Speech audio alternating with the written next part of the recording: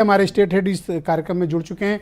वीरेन जी, क्या फीडबैक है? उत्तर प्रदेश से भी काफ़ी नेता लोग गए हैं, हमारे राकेश त्रिपाठी जी भी वहीं भोपाल में डेरा डाले हुए हैं। क्या खबरें मिल रही हैं आपको जयपुर और भोपाल से?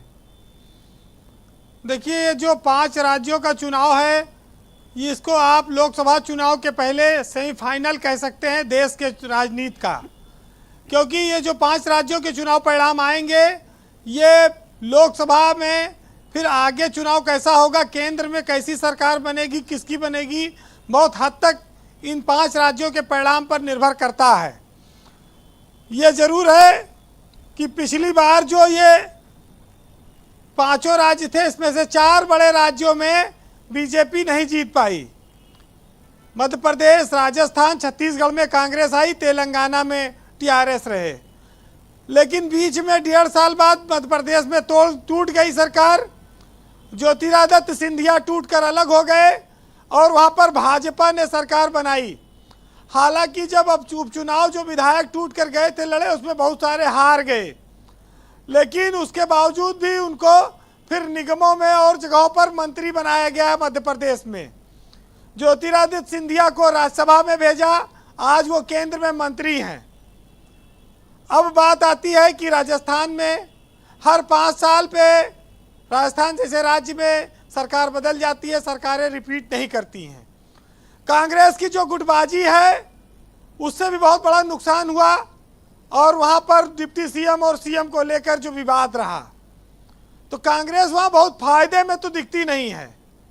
छत्तीसगढ़ में जरूर बीजेपी ने 15 साल शासन किया था और उसके बाद कांग्रेस इस उम्मीद में होगी कि उसका दोबारा रिपीटिशन हो जाए, वहाँ पर वो वापस आ जाए।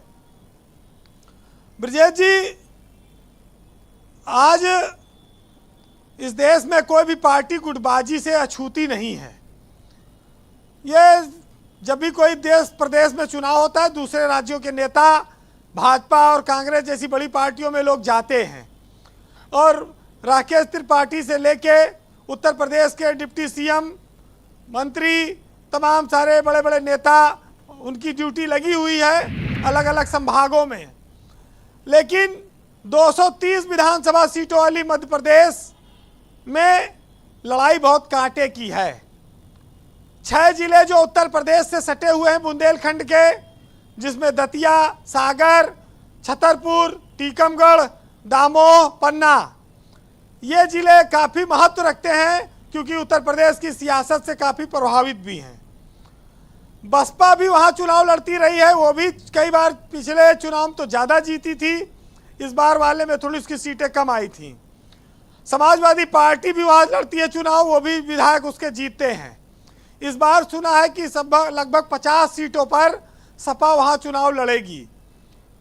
अब बात आती है कि भाई ठीक है, लड़ने जीतने, लेकिन बाद में तो सब कांग्रेस या जिसकी सरकार बने भाजपा की, उसमें ये लोग विलय कर लेते हैं या मिल जाते हैं। लेकिन मध्य प्रदेश एक इकलौता राज्य है देश का जहां सबसे महंगा पेट्रोल और डीजल बिकता है। अगर यूपी में 100 रुपया में बिक रहा है तो मध्य प्रदेश में 108 रुपया में पेट्रोल है। डीजल अगर यहाँ 90 रुपया में है तो वहाँ 98 रुपया में बिक रहा है। वैट की दरों में अंतर के नाते जी ये महंगाई का सामना लोग वहाँ पर कर रहे हैं। बहुत सारे लोग तो जो सटे हुए जिले हैं यूपी, वहाँ पेट्रोल डीजल भराने आते हैं। मामा ने महिलाओं के लिए योजना चलाई, पहले 1000 रुपया कहा जो विवाहित महिलाएं हैं, जो गरीब, उनको देंगे, फिर 1250 कर दिया। अब शायद चुनाव में 1500 रुपया ऐलान करने वाले हैं, सब महिलाओं को देंगे, जो गरीब हैं, विवाहित, अविवाहित, अविवाहित को भी देंगे। ये भी एक दांव बीजेपी अभी खेलने वाली है। लेकिन ये बात साफ है कि चुनाव में सीधी लड़ाई है। खास तौर से जाओ 4-5 राज्य हैं, यहाँ 2 दल आमने सामने हैं, तीसरे दल के लिए गुंजाइश छोटी मोटी रहती है। जितने राज्य हैं सीधी लड़ाई में हैं। अब परिणाम क्या होगा ये देखना होगा जी। लेकिन इतना जरूर है कि इस देश की सियासत के लिए ये 5 राज्यों की चुनाव बहुत अहमियत रखते हैं। मोदी का अपना एक करिश्मा है। मोदी मध्य प्रदेश की खस्ता हालत को बीजेपी की शायद बदल सकते हैं, उबार सकते हैं, लड़ाई में ला सकते हैं। योगी की भी एक डिमांड बहुत ज़्यादा देश भर में है। योगी भी जाएंगे चुनाव प्रचार करने, और उनको जहां प्रचार करते हैं उनका औसत अच्छा रहता है। हिंदुत्व के वो बड़ा चेहरा है इस देश में। जी वीरेंद्र जी, उत्तर प्रदेश से तो बहुत उम्मीद है भाजपाइयों को, लेकिन छत्तीसगढ़ की बात कम हो रही है। ऐसा लग रहा है कि वहां भाजपा कमजोर है कुछ। राजस्थान में भी भाजपा मजबूत स्थिति में है, हालांकि गुटबाजी वहां भी है। अब ये सब परिणाम आएगा सामने, पता लगेगा। लेकिन सियासत में कब कौन रुख बदल दे, कौन कितनी ताकत में है, नेता कौन हथकंडा खेल जाए, कौन धर्म का कार्ड चल जाए, ये सब कोई कुछ कहा नहीं जा सकता। आज अखिलेश यादव ने भी दलितों के घर पे बैठ के बाहर भोजन किया मध्य प्रदेश में। तो दलित, और वहाँ तो अनुसूचित जनजाति भी बहुत बड़ी संख्या में है मध्य प्रदेश में। वहाँ उनका भी करीब 40-45 सीटें उनकी रिजर्व हैं। वो भी बड़ा निर्णायक फैक्टर होता है। बहरहाल सियासत के तमाम रंग हैं, मामा आए, चाचा आए, तमाम लोग जीते हारे जी, सब अपनी अपनी राजनीति की रोटियां सेकते हैं। इस देश के लिए, बीजेपी के लिए कई नेता मजबूरी भी है कि इनको जिताओ, बाद में मुख्यमंत्री बदल देंगे, क्योंकि केंद्र में सत्ता में रहना है तो राज्यों को जीतना है। तो सुनिएगा कि हर घड़ी चश्मे खरीदार में रहने के लिए कुछ हुनर चाहिए बाजार में रहने के लिए।